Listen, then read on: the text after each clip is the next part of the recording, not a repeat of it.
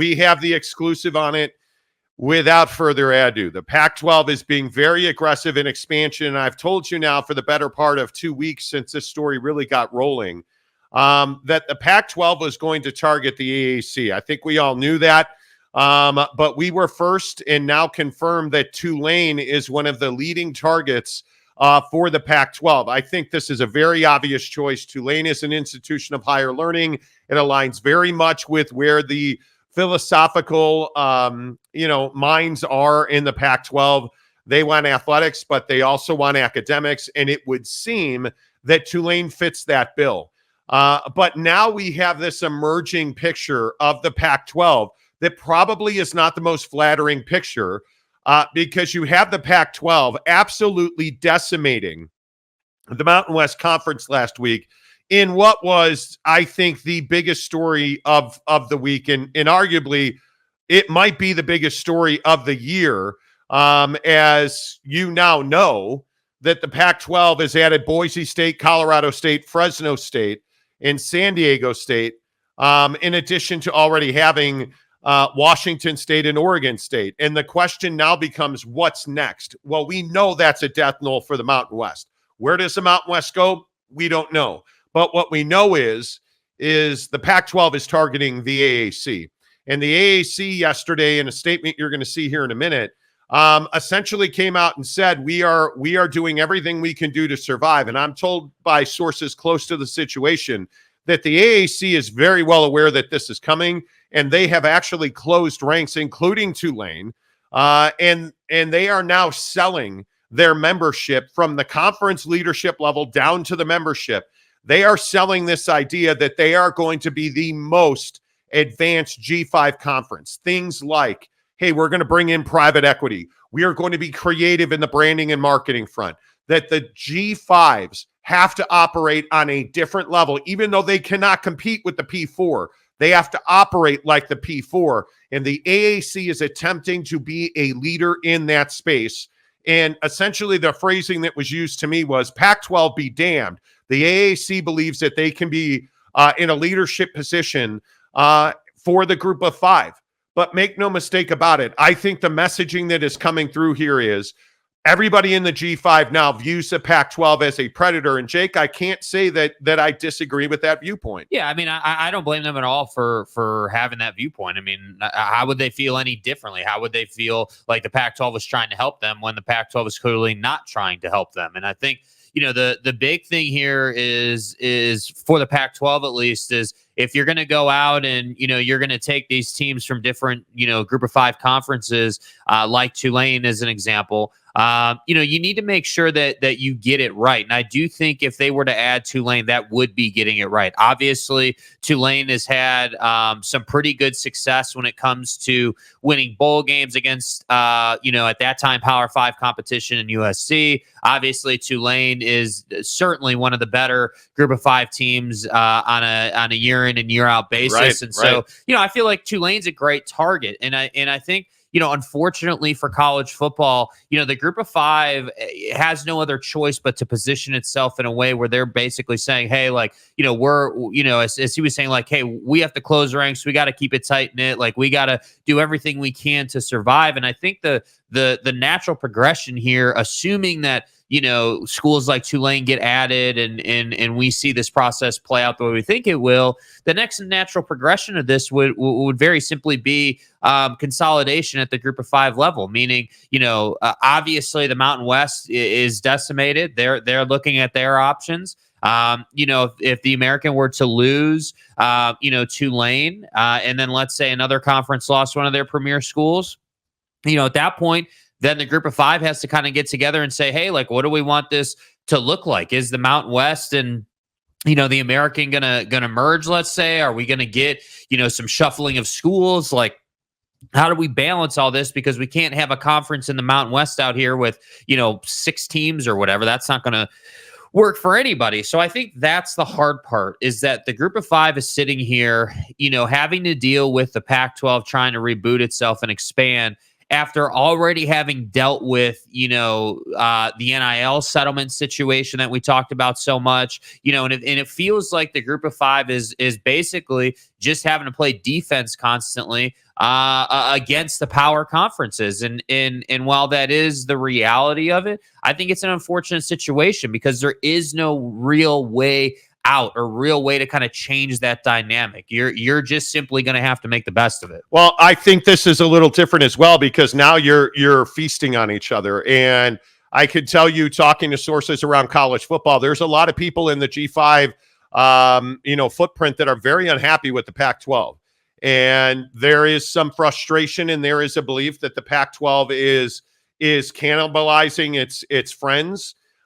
Certainly the Pac-12, I don't know, is cannibalized strong. That's the word that was used, to me. But there is a belief that the Pac-12 violated an unspoken code when they went and absolutely decimated the Mountain West. And most people believe that the Pac-12 should have, and I don't know if should have not taken advantage of the Mountain West. There is some belief that the Mountain West opened its arms to the Pac-12 in a time when the Pac-12 had no friends and had no allies. The Pac-12 went to the Mountain West and essentially said, hey, hat in hand, we need some help.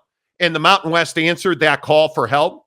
And the Pac-12 repaid the Mountain West by decimating them with expansion. And I think the Pac-12 had no other choice. The Pac-12 tried, as we reported exclusively on this show last week, the Pac-12 through Scott Barnes, who pretty much confirmed our reporting with his statement last week. The Pac-12 tried multiple times in the last 6 weeks to create a relationship with the Big 12, but was unable to do that, according to our sources. And I think that the UConn story that we talked so much about on this show really was something of a wake-up call for the Pac-2 and got them moving because, again, as we reported on the show, the Big 12 told the Pac-2, no, thank you, but no thanks. And then turned around and this news broke that UConn and the Big 12 were having conversations. And that really set off some alarm bells in Corvallis and in Spokane. And it got the Pac-2 working, and their focus almost became, very clearly on adding these 4 members. And I think had there not been some sort of handshake agreement, I think we would have seen UNLV and others. I think we would have seen them in the Pac-12. I have no doubt about that we would have seen more attrition from the Mountain West to the Big 12 or to the Pac-12. Had there not been some kind of conversation, which I'm told is still happening behind the scenes, saying, wait, let's slow our roll. We need to negotiate this because the Mountain West was on the verge of imploding on itself with just these 4 schools going to the Pac-12. Had you lost UNLV and UNR, Nevada, Reno, which are the other 2 I think would have wound up going, that would have been an absolute death blow to the Mountain West, even more than losing the 4 that you lost. Adding those 2, UNLV and Reno, I think would have absolutely been a death knell that would have ended that conference. And I think Gloria Nevarez has shown some real tact here, has shown some real fortitude here, because she's, for now anyway, staved off more attrition through negotiating. And I do believe at some point in time, UNLV does end up in the Pac-12. I don't see any other way that happens because, frankly, I don't see any way the Mountain West survives in its current form. And if, in fact, they do merge, and again, I was told yesterday, Conference USA and the Mountain West seem like very natural partners for a merger. If that, in fact, happens, I believe you are going to have more attrition, and I think you're going to see Nevada and UNLV going to the Pac-12. But that will not stop the Pac-12 because I think the Pac-12 very clearly wants to get the 10 teams as soon as possible, and I think this is where Tulane comes in, and I think this is where UTSA comes in. Because as we've talked about, I think the Pac-12 took a long, hard look at logistics, and that's why USF is not in this conversation.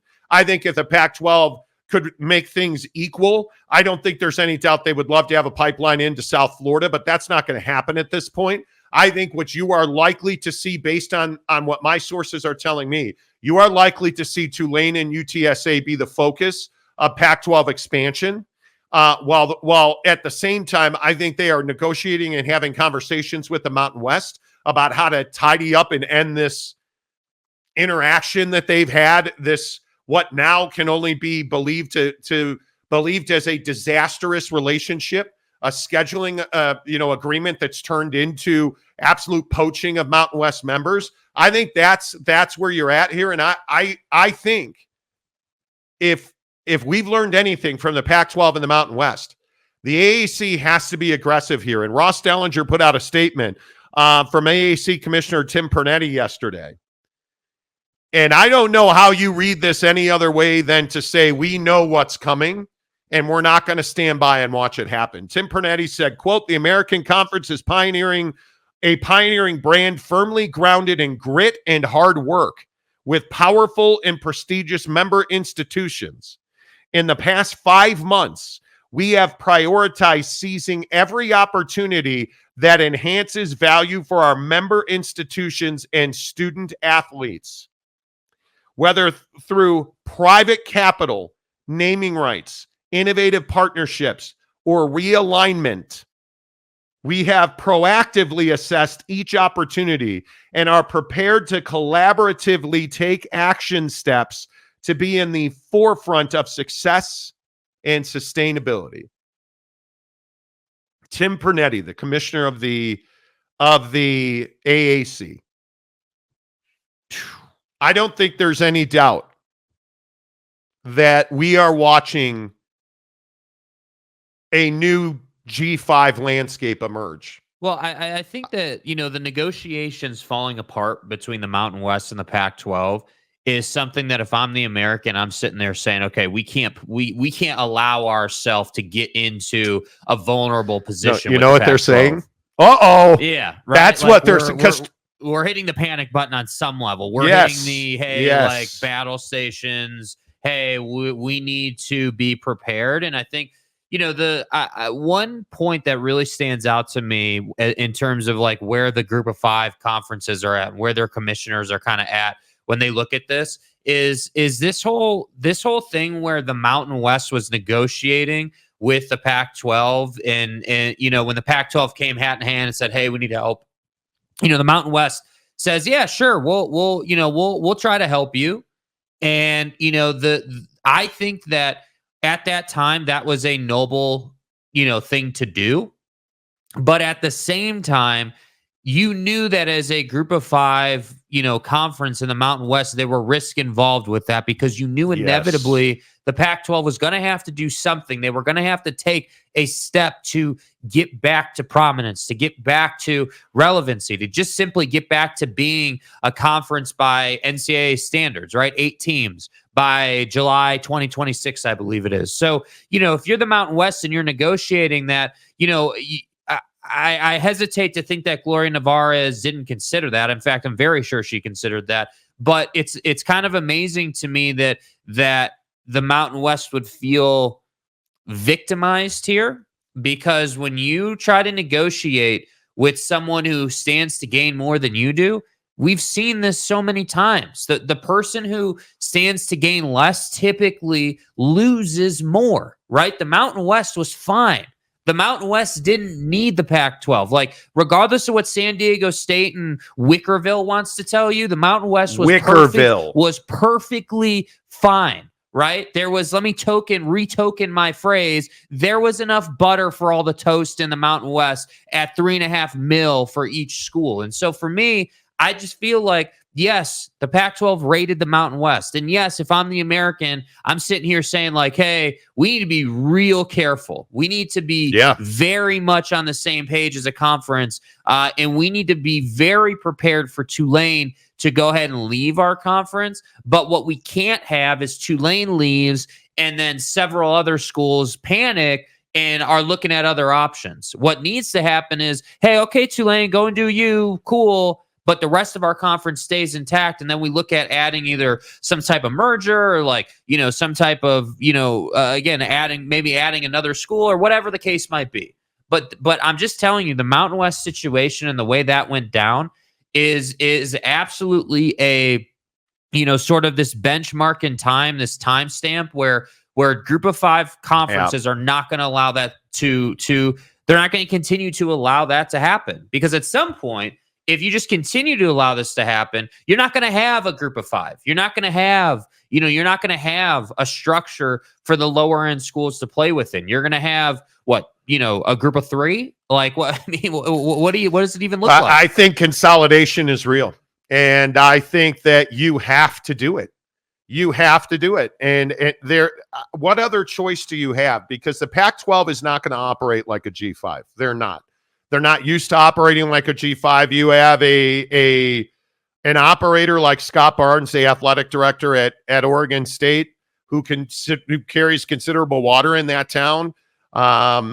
He's not a G5 operator. That guy is a power player. And he's on a mission, man. Yeah, and as I've said before, I have immense respect for Scott Barnes. I've watched what he built at Utah State. I've watched what he's built in Corvallis.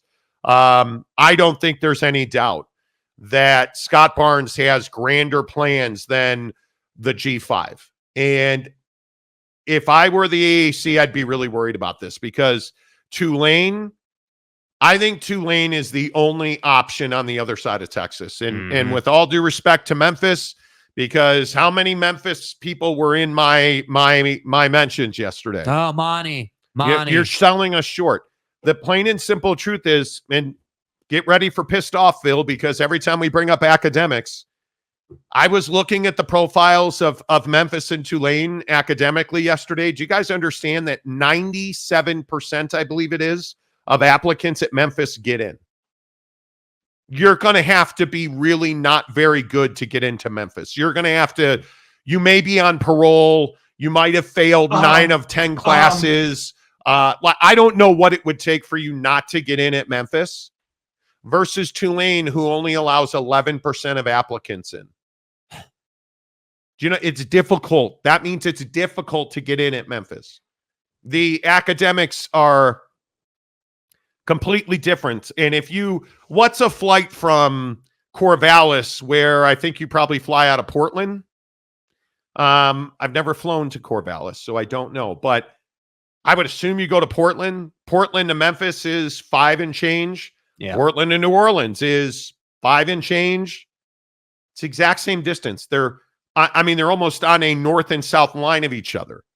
You're going to take Tulane. And I think you make a great point. The Pac-12 is not going to make a habit of going much past Texas. And I just don't think you can. Well, and I think that the Pac-12, one of their weaknesses in this expansion process is obviously going to be, cost, right? Like, hey, we have to mitigate as much cost as possible, because we're going to need a higher level of profitability in these first few years to really, build that foundation and that base. And, I think about where the Pac-12 was in the Larry Scott years, and obviously the Kliavkoff years. Like, you had a lot of money sitting in the coffers. You did. You were in a fine spot. Like, you could have, and albeit obviously I wasn't thrilled with, the media situation, the media rights situation they had and all that good stuff. But ultimately you were fine. You were going to survive. You were going to keep going.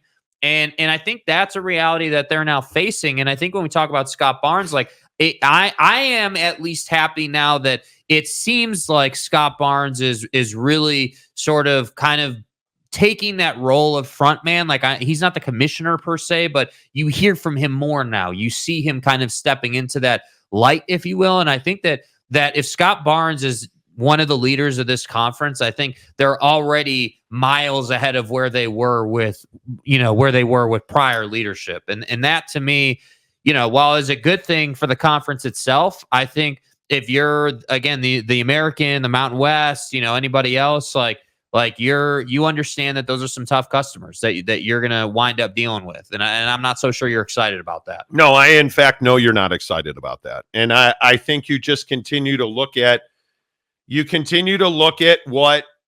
what value, the academics play in these decisions. And I can get on with the fact that, you look at the teams that have been added already. It's not like Boise State is an academic juggernaut, right? I mean, Boise State's in the 300s, I think, nationally. But you look at these schools and you can say, okay, Boise State, We're not adding them for academics. No. We're adding them because obviously they're a premier G5 brand. Regionality, their location is absolutely important.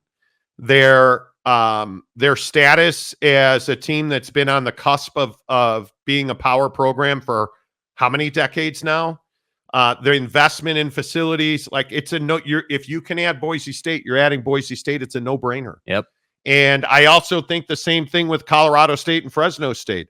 San Diego State gives you Southern California, right? So you've made, I think the right word is you've made compromises. But now if you start looking at, again, I just look at Memphis. Memphis is slightly better than Boise State. They're at least top 300. Tulane's 73rd nationally in academics. You're taking Tulane. If you add Tulane and then you add UNLV and Nevada, Reno, and because I do think there is a debate, and I'll be honest with you, I don't know the answer to this question. There is a debate about whether or not UNLV can leave this stupid Calamoni question. Can they leave Nevada behind? And I don't know the answer to that question. I don't. I've talked to 5 people who all have different opinions on it.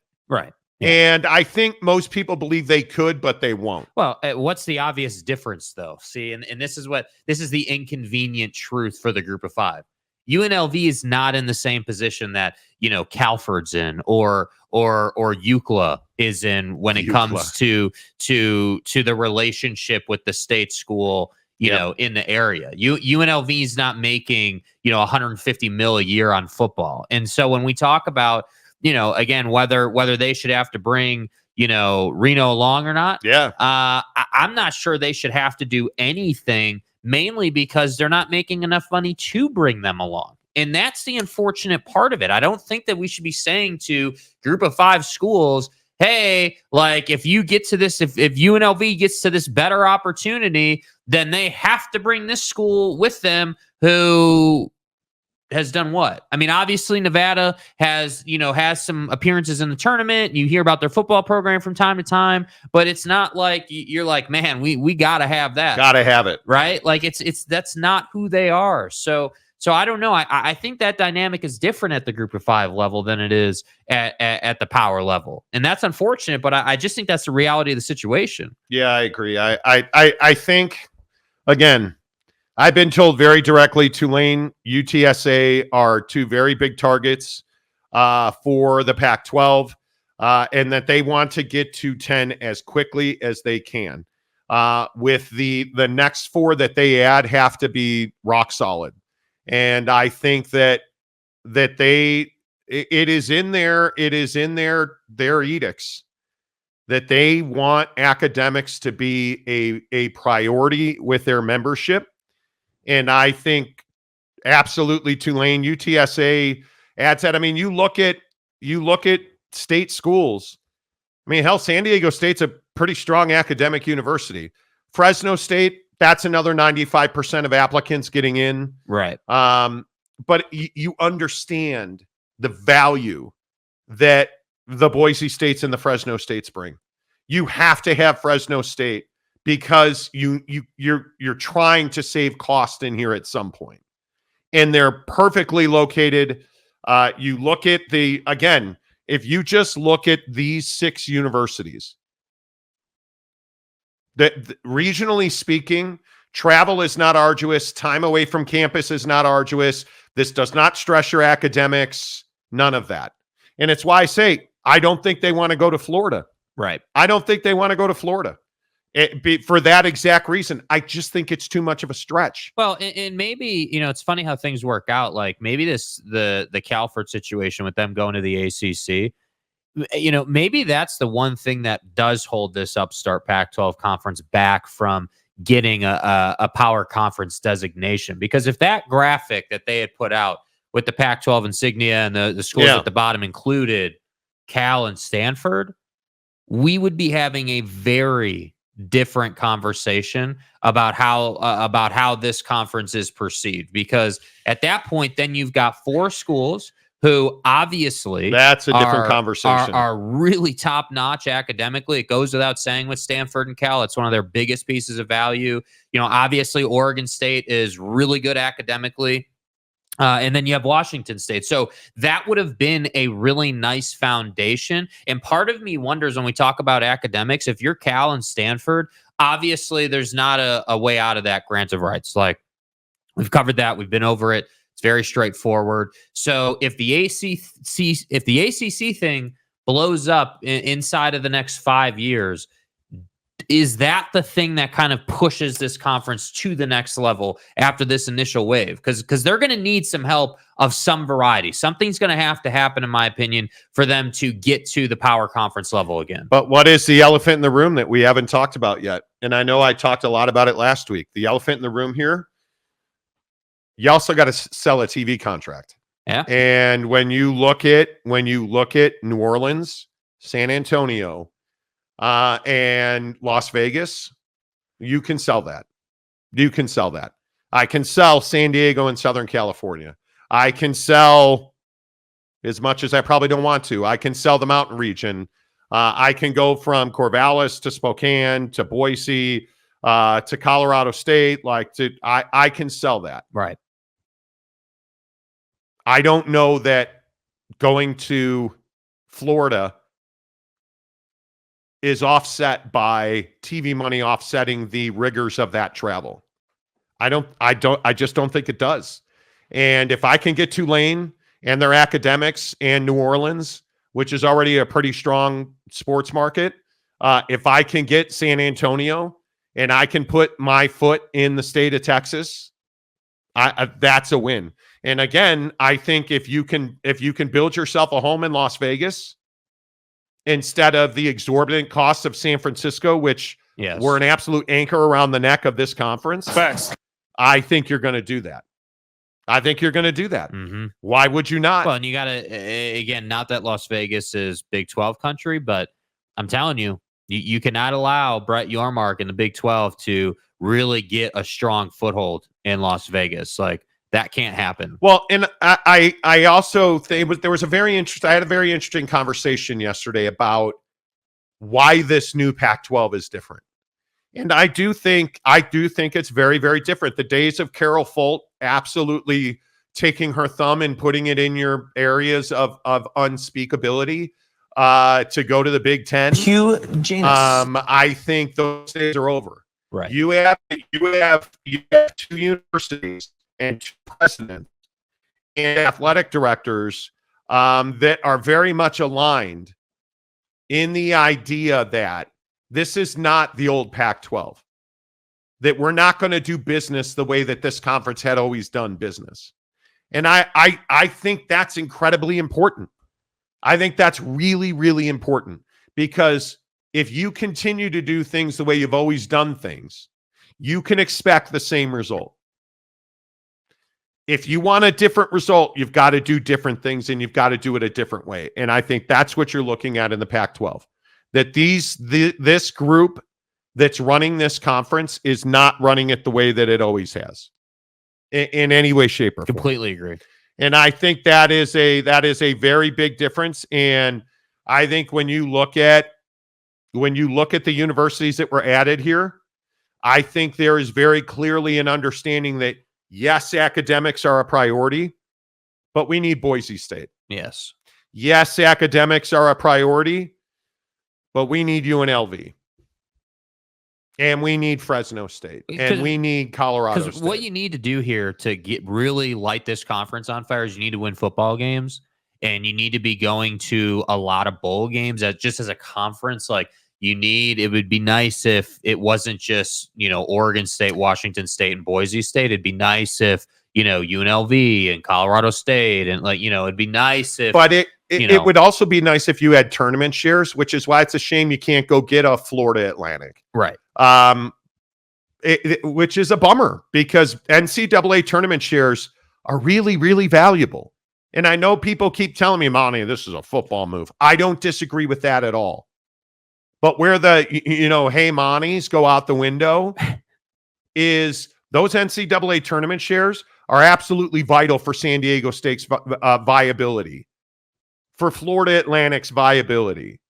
It's absolutely vital because you're not going to get, and as much as this pisses Pac-12 people off, you're not going to get access to the college football playoff because you're not a power conference. You potentially every year, if the Pac-12 continues to build and move, and you add Tulane and UTSA, and let's say you get UNLV and UNR or another Mountain West university, you're still only likely to get one team every year potentially that has a chance maybe to go to the college football playoff. And that's why I say, like, obviously the college football playoff is the goal, but I think if I was in the meeting, if I was Scott Barnes, if I was, any type of leadership in this conference, my messaging would be, hey, we need to go to bowl games. Just like as a conference, our baseline of success is 6 wins on the football field. That has to happen in the early stages here, because at least then we get the bowl money.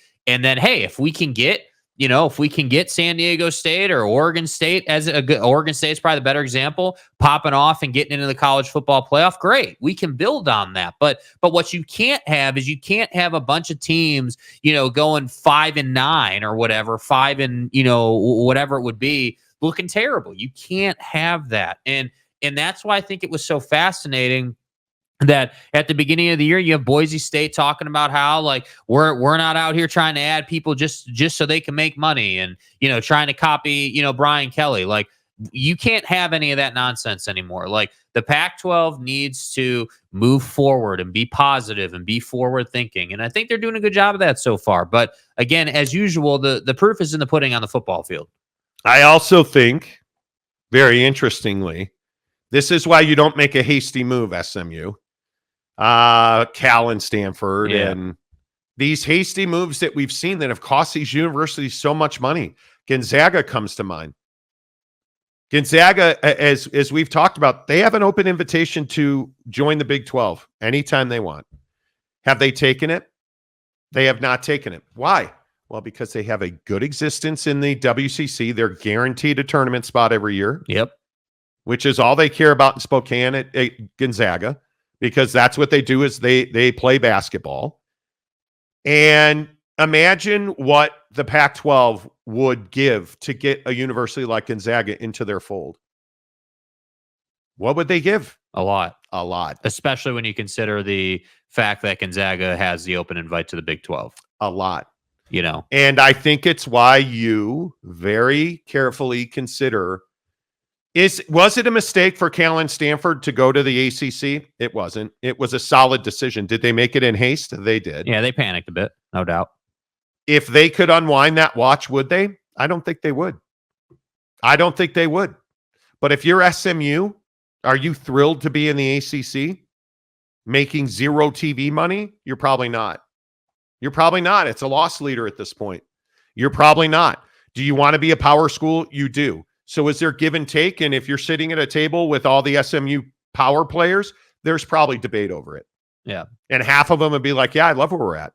The other half would be like, better drill more oil, dude. Right? I mean, that's the truth. Yeah. Did you guys see that pipeline fire in Texas? Get ready to pay more for gas.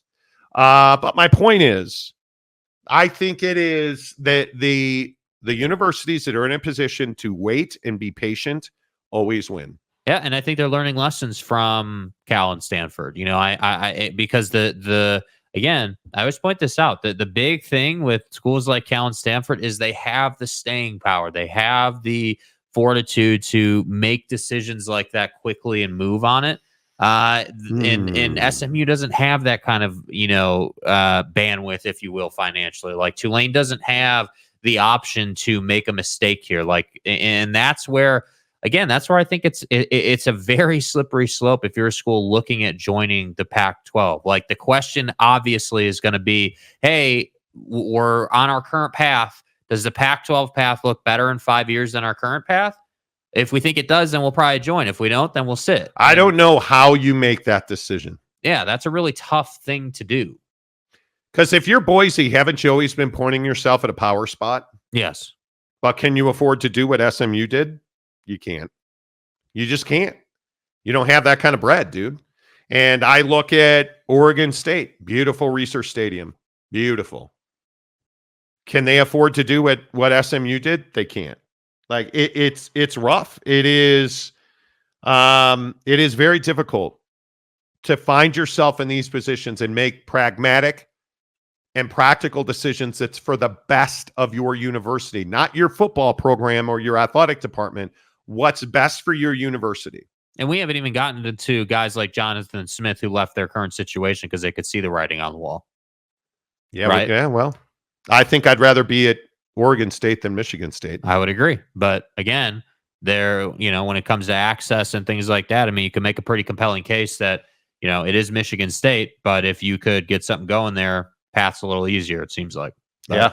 I think it's very interesting. Let's get to your comments here on the Monty Show, as always, presented by our good friends at Prize Picks. Oh, Kirk Cousins came through last night. Kirk Cousins. Did you take good old, Mr. Achilles repair, not 100% outside the pocket, but 100% in the pocket guy? You're goddamn right I did. Yes, I did.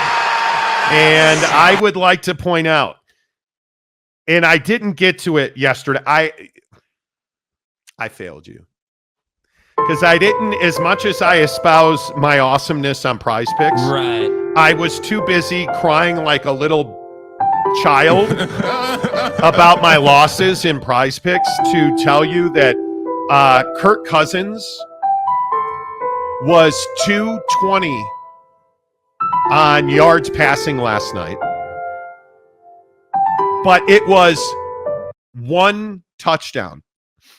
So he was 0.5 touchdowns last night. Gimme. So I took the touchdowns instead of the yards, and he threw 2 touchdowns last night.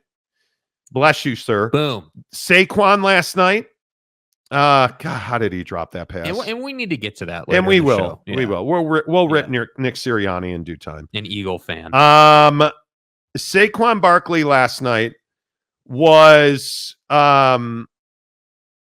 very not it hurt, rectally speaking, because he was half a touchdown receiving and rushing. Did he cash that for old Uncle Marty? No.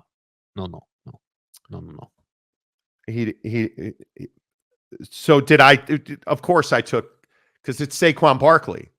I need to go home. Shut up. It's his home debut.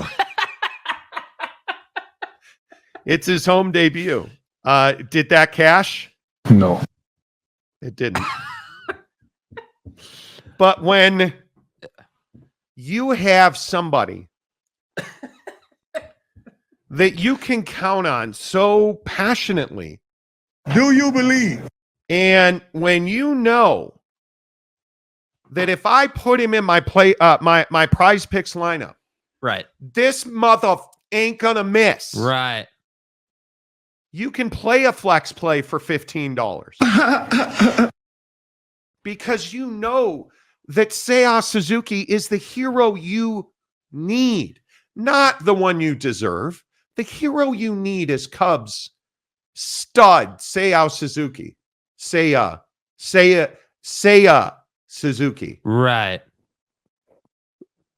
1.5 total bases.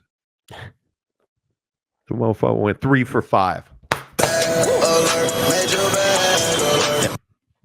You make 3 selections on Prize Picks. You play a flex play. You can afford Impossible Nuggets at Costco. Yeah. Nuggies. I'm telling you, it's every day I sit on this show and I tell you, download the Prize Picks app, use the promo code Monty. You deposit $5, they'll give you 50 more. It's the best daily fantasy promotion I've ever seen. You can play the entire football season on $55. And Seiya Suzuki is going to save you money. Yes. It's going to save that ass every single day.